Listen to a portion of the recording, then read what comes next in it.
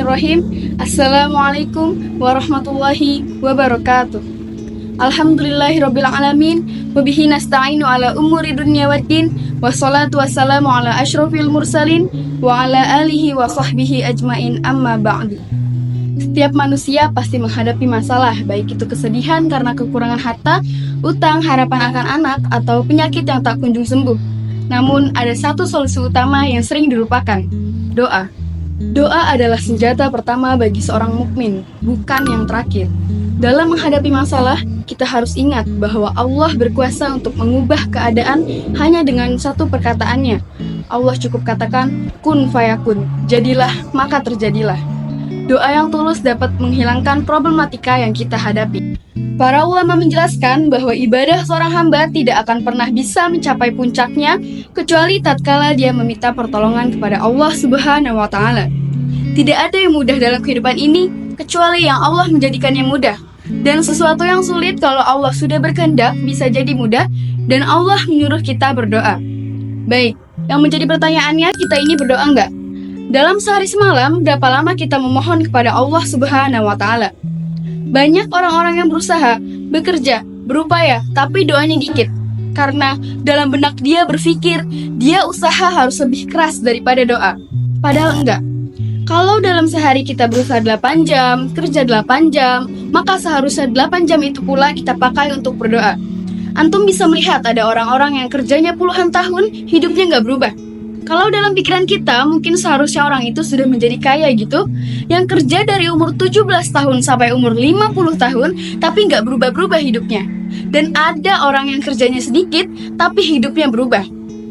Apakah perubahan dalam hidupnya karena usaha dia, atau karena campur tangan penguasa? Antum bisa melihat bagaimana Rasulullah SAW berjuang ketika perang Badar. Berapa lawan berapa coba? Kita tahu 313 lawan 1000. Kira-kira seperti itu.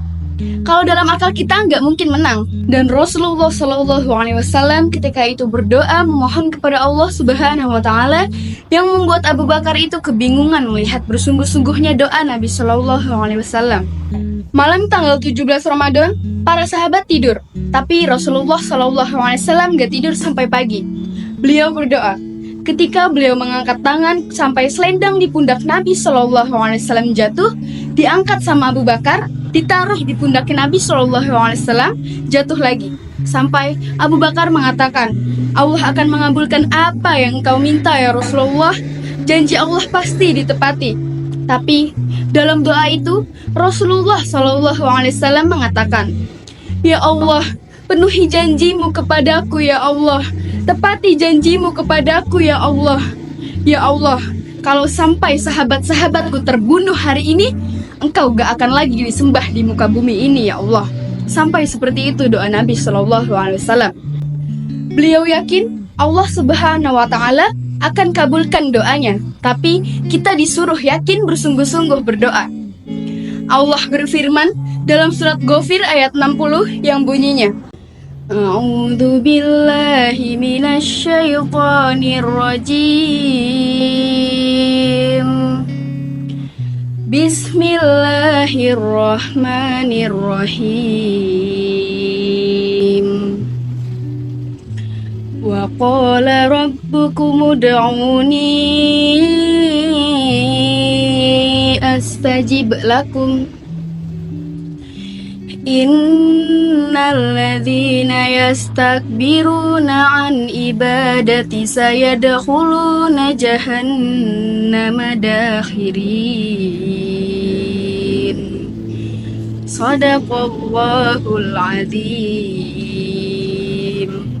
Yang artinya, berdoalah kepadaku, niscaya akan aku perkenankan bagimu.